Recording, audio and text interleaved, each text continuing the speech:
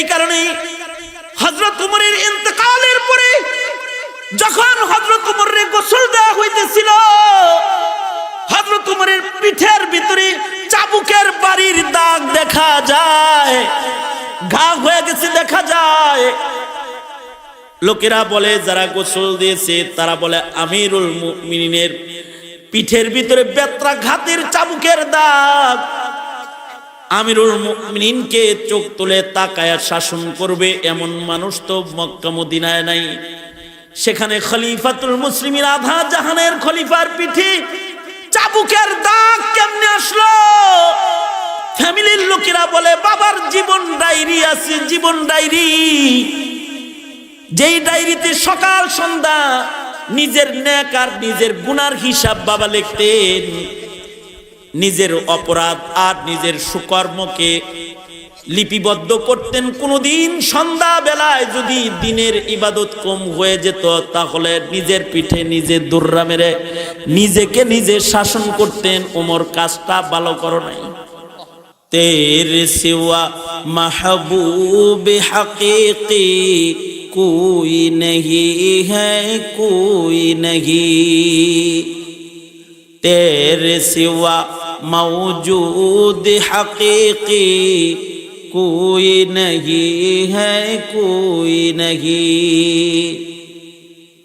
यादों में तेरे सबको भुला दूं, कोई ना मुझको याद रहे, सब खुशियों को आग लगा दूं, खानाए दिल आबाद रहे, अब तू रहे बस तादमे आखिर, अब तू रहे बस तादमे आखिर, विरद जुबा आए मेरे इलाह, ला इलाहा इल्लल्लाह, ला इलाहा इल्लल्लाह, ला इलाहा इल्लल्लाह, मुहम्मदुर রাসূলুল্লাহ। তো আমি যে কথা বলতেছিলাম, এই উম্মতের শ্রেষ্ঠ মানুষ হলেন আবু বকর। আবু বকরের শ্রেষ্ঠত্বের মূল কারণ হলো তার তাকওয়াল্লাহ। এক লুকমা হারাম খানা পেটের ভিতরে হজম করতে দেয় নাই। এই উম্মতের সবচেয়ে মর্যাদার মানুষ আবু বকর হয়েছেন তার তাকওয়াল্লাহর কারণে।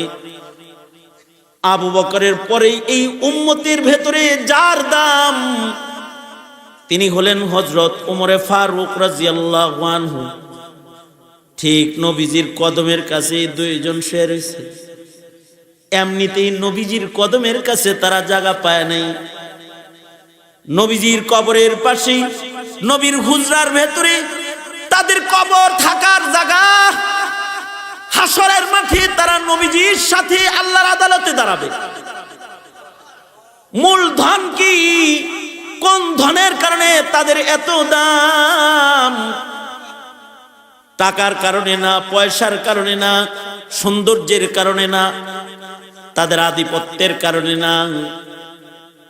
তাদের মূল দৌলত যেটা, যে দৌলতের কারণে আবু বকরের এত দাম, যে দৌলতের কারণে উমরের এত দাম, যে এই উম্মতের শ্রেষ্ঠ মানুষের খাতায় তাদের নাম, এটার কারণ হলো তাদের হৃদয়ের ভেতরে আছে তাকওয়াল্লাহ। আর আমাদের দাম কমছে, ইমানদার আমরা, কিন্তু আমাদের হৃদয়ের ভেতরে তাকওয়াল্লাহ নাই, আল্লাহর ভয় নাই, বিধায় আমাদের দাম কমছে। আর তাদের দাম বাড়ছে কারণ তাদের হৃদয়ে আছে তাকওয়াল্লাহ। মুয়াত্তা ইমাম মালিকের ভেতরে এসেছে যে উনার কাছে দুধ হাদিয়া আসছে। তো উনি দুধ পান করেছেন, হযরত ওমর দুধ পান করছেন।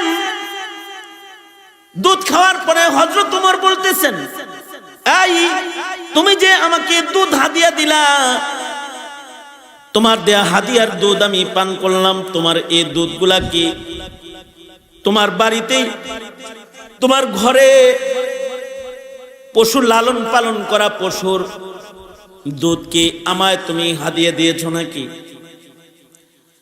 আগন্তক বলে, আমিরুল মুমিনিন, দুধগুলা সৎকার দুধ। কে সৎকা দিছে? বাইতুল মালের উট ছাগলের দুধ, যেটা গরিব মানুষের ভেতরে বন্টন করা হয়। আপনার বাইতুল মাল, রাষ্ট্রীয় উট ছাগলের দুধ যেটা গরিবদেরকে বন্টন করা হয়, সেই দুধটা আমি আজকে বন্টনে পাইছি। আমি ভাবলাম আমিরুল মুমিনিনকে কখনো কিছু খাওয়াইতে পারি না, দিতে পারি না, তাই নিজে একা একা না খেয়ে আপনাকেও দুধ দিছি। আপনি আমার হাদিয়ার দুধ খাইতেছেন, অসুবিধা নাই। নিজে আবার ফতোয়া দিতেছে, অসুবিধা নাই, আমার জন্য সাদকা আর লাকা হাদিয়া, আপনার জন্য হাদিয়া খায়ালান। আমি সদকা পাইছি, কিন্তু আপনি তো আর সদকা খাইতেছেন না, আপনি হাদিয়া খাইতেছেন, খায়া ফেলান। হযরত ওমর বলে, জিনিসটা হারাম তো না, অবশ্যই হালাল, কিন্তু আমি তো খলিফাতুল মুসলিমিন, আমার জন্য এই হাদিয়া খাওয়া মুনকার। কারণ হলো, আরে এই বাইতুল মাল সরকারি উট তো আমারই পাহারায়, খাইলে তো আমি না খাইতে পারি ডাইরেক্ট, কিন্তু তোমার বাড়ি ঘুরাইয়া এটারে হাদিয়া বানায়া যে আমি পেটে লইলাম। এখন যদি আমি উমরের মৃত্যু হয়ে যায় আর আল্লাহ যদি বলে, এই উমর, পেটের ভেতরে সরকারি দুধ দেখা যায় কেন? পেটের ভেতরে সরকারি দুধ কেন? তুমি না খলিফাতুল মুসলিমিন, তোমার পেটে সরকারি দুধ কেন? বলো, আমি উমরের কি এ সাহস আছে যে আল্লাহর আদালতে দাঁড়ায় এত ব্যাখ্যা দিবে যে আসলে আমি খাইছি হাদিয়া, সদকা হাদিয়া হইয়া গুজরা আমার কাছে আইছে, তাই আমি খেয়েছি। হাসানাতুল আবরার সাইয়াতুন লিল মুকাররাবিন, হালাল হইলেও আমি পেটে এটারে হজম করাইতে পারবো না, কারণ এই দুধ পেটে লইয়া আল্লাহর আদালতে যাওয়ার হিম্মত আমার নাই। যদি আমায় বলে বাইতুল মালের দুধ খেয়েছিলে কেন, হিসাব দেওয়ার যোগ্যতা আমার নাই। হযরত ওমর সাথে সাথে নিজের মুখের ভিতরে উঙ্গুলি দিলেন, পেট ভইরা পানি পান করলেন। পেটের ভিতরে বিষ গেলে পরে হসপিটালে যেমন পেট ড্রেসিং করে, হযরত ওমর নিজের পেটকে বারবার বমি করে ড্রেসিং করে সব দুধগুলাকে বমি করে ফেলে দিলেন। এটা যে হযরত ওমর পারলেন, যে শক্তির কারণে হযরত ওমরের মতো মানুষের এ কাজ করা সম্ভব হয়েছে, সেটা হলো আল্লাহর ভয়, তাকওয়াল্লাহ। আল্লাহর ভয়ের কারণে এটা পেরেছে। আর আমাদের রাষ্ট্র সম্পদ রাতের আধারে চুরি হয়ে যায়, দেশ থেকে বিদেশ চলে যায়, আঙ্গুল ফুলে কলা গাছ হয়ে যায়। এইটা রাতারাতি যে পাচার হয়ে যায়, এইটারও কারণ তাকওয়াল্লাহ না থাকার কারণে এমনটি হয়ে যায়। আওয়াজ করে বলেন, কথা বলেন, ঠিক না বে ঠিক? জোরে আওয়াজ করে বলেন। কিন্তু উনি ওইটা পারেন নাই। কেন পারেন নাই? তাকওয়াল্লাহ। এ কারণেই হযরত উমরের একটা খাতা ছিল। হযরত উমরের জীবন ডায়েরি ছিল, একটা জীবন ডায়েরি, যে ডায়েরির ভিতরে প্রতিদিন সকাল বেলায় হিসাব করতেন। আজ রাত্রে কয়টা নেকির কাম করছেন এটা লিখতেন, আর আজ রাত্রে কয়টা অপছন্দনীয় কাম হয়েছে সেটা লিখতেন। গুনাহ না, এই যে এরকম কাম, অপছন্দনীয় কাম, আসলে তো গুনাহ না, কিন্তু এটা আল্লাহ পছন্দ করতে পারে। এরকম কাম রাতের বেলায় কয়টা হয়েছে এটা লিখতেন। আবার সন্ধ্যা বেলায় সারা দিনে কয়টা নেকির কাজ করেছেন এটা লিখতেন, কয়টা গুনার কাজ করেছেন এটা লিখতেন। আমরা কি সারা বছরের নেক আর গুনাহ কি হিসাব করি নাকি? আমাদের তো সারা বছরে কয়টা নেকির কাম করছি তার হিসাব নাই। কিন্তু হযরত উমরের জীবন ডায়েরি ছিল, যার ভিতরে প্রতিদিন সন্ধ্যা বেলায় তিনি লিখতেন দিনের বেলায় কয়টা নেকি করেছেন। আল্লাহু আকবার বলেন। দিনের বেলায় কয়টা নেকি করেছেন, দিনের বেলায় কয়টা অপছন্দের কাম করেছেন, এটা তিনি লিখতেন।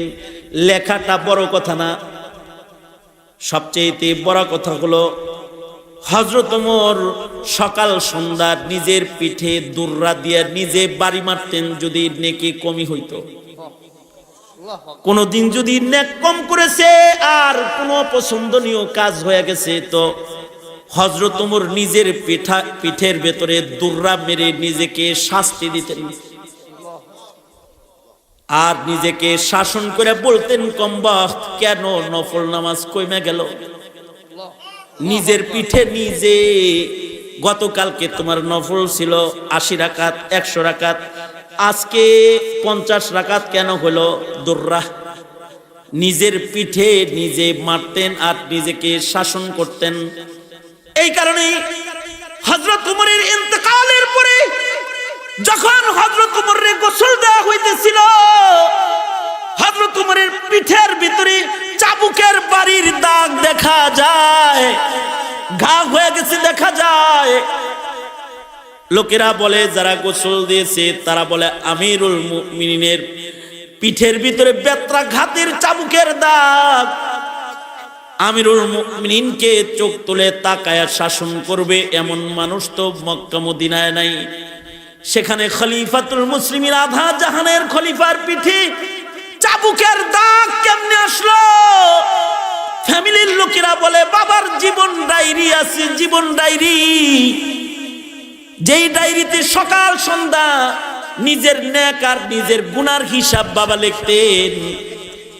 নিজের অপরাধ আর নিজের সুকর্মকে লিপিবদ্ধ করতেন। কোনদিন সন্ধ্যা বেলায় যদি দিনের ইবাদত কম হয়ে যেত তাহলে নিজের পিঠে নিজে দুর্রা মেরে নিজেকে নিজে শাসন করতেন, ওমর কাজটা ভালো করো নাই। এইরকম হিসাব নিকাশের কারণে উমরের মাকাম হলো হযরত উমর সম্পর্কে উমরের বক্তব্য, উমরের সম্পর্কে জিব্রাইলের বক্তব্য। আল্লাহর রাসূল সাল্লাল্লাহু আলাইহি ওয়াসাল্লাম হযরত জিব্রাইলকে বলে, জিব্রাইল আমার উমরের কোন গুণগানকে আপনি একটু বলতে পারেন না? হযরত জিব্রাইলের বক্তব্য হলো, আল্লাহর নবী আমাকে যদি 950 বছর ভইরা নূহ নবীর হায়াত ভইরা যদি আমাকে 1000 বছর ব্যাপী যদি আপনার উমরের প্রশংসা বলতে বলা হয়, আপনার উমরের এত গুণ আমি জিব্রাইল বর্ণনা করে শেষ করতে পারবো না। এই যে এত গুণ, এটা ওনার তাকওয়া আল্লাহর কারণে। উম্মুল মুমিনিন হযরত আয়েশা সিদ্দিকা রাদিয়াল্লাহু আনহা বলেন আল্লাহর রাসূলকে, ওগো আল্লাহর নবী আকাশে কত তারা আছে, আকাশের তারকা গুইনা শেষ করা যাবে না। ওগো আল্লাহর নবী আপনার উম্মতের ভেতরে এমন কেউ কি আছে যার নেকি গুইনা শেষ করা যাবে না? আকাশে কত তারা, এটা যেমন মানুষের গুনার সাধ্যের বাইরে। ওগো আল্লাহর নবী আপনার উম্মতের ভেতরে এমন কোন মানুষ আসেনি যার নেকি গোনা ফিরিস্তাদের সাধ্যের বাইরে। এই ফিরিস্তারা তার নেক গুনাহ শেষ করতে পারবে না, এমন কেউ কি আছে? হযরত উম্মুল মুমিনিন আয়েশা মনে মনে ভাবতেছেন, আমার বাবা আবু বকরের নামটাই বুঝি আল্লাহর নবী এখন বলবেন। কিন্তু আল্লাহর রাসূল বললেন, হ্যাঁ আয়েশা, আমার উম্মতের ভেতরে এমন মানুষ আছে যার নেকি গুনাহ শেষ করা যাবে না। হযরত আয়েশা বলেন, তার নাম কি? আল্লাহর রাসূল বললেন, তার নাম হলো উমর। উমরের জীবনে এত নেক উমর কামাই করেছে যে উমরের নেকি গুইনা ফিরিস্তারা শেষ করতে পারবে না। হযরত আয়েশা সিদ্দিকা বাচ্চা মানুষ, ওনার দিলের ভিতরে চিন্তা হইলো তাহলে আমার বাবা কই গেল। উনি বলে, ওগো আল্লাহর নবী, আমার বাবার কি নেকি এরকম না? আল্লাহর রাসূল আবু বকর সম্পর্কে আজব ফজিলত বর্ণনা করে আল্লাহর রাসূল বলে, তোমার বাবা আবু বকরের মান আরো আলাদা। তোমার বাবা আমার সাথী গারে সওরের সাথে আবু বকরের শুধুই মাত্র গারে সওরের ভিতরে যে মুহাব্বত আর যে তাকওয়া সহ আমাকে যে গারে সওরে তোমার বাবা পাহারাদারি করেছে, তোমার বাবার হিজরতের রাতগুলা যদি মিজানের এক পালায় দেয়া হয় আর উমরের টোটাল জিন্দেগি ধইরা যদি আরেক পালায় দেয়া হয়, আবু বকরের হিজরতের রাত্রির পাহারার দাম আল্লাহর কাছে বেশি হয়ে যাবে। এই কারণে হযরত উমর আবু বকরকে বলতেন, আবু বকর তোমার হিজরতের রাত কয়টা আমারে দিয়ে দাও আর আমার গোটা জিন্দেগি তুমি লয়ে যাও, আমার জিন্দেগির সব নেক আমল তোমাকে দিয়ে দিই। ভাই আবু বকর, তোমার হিজরতের রাতে যে রাসূল পাহারা দিয়েছো শুধু ওইটা আমারে দিয়ে দাও।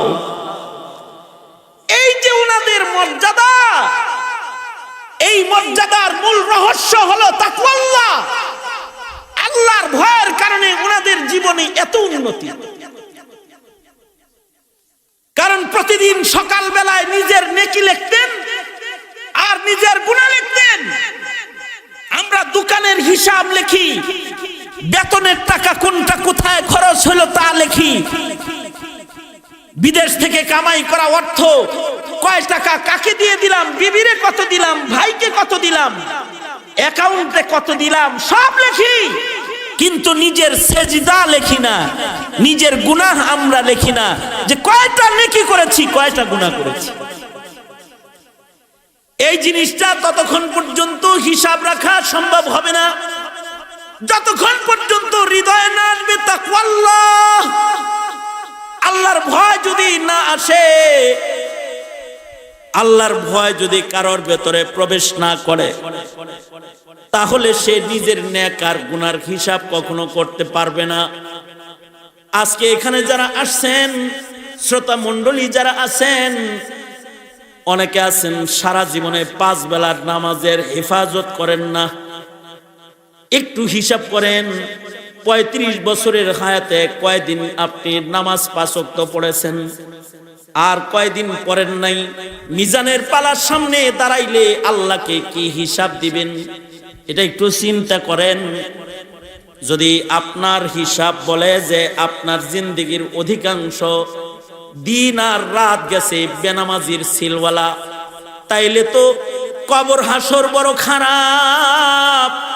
ভয় আছে, কবরে যাওয়ার সাথে সাথে কিন্তু আযাবের মুখোমুখি হয়ে যেতে হবে।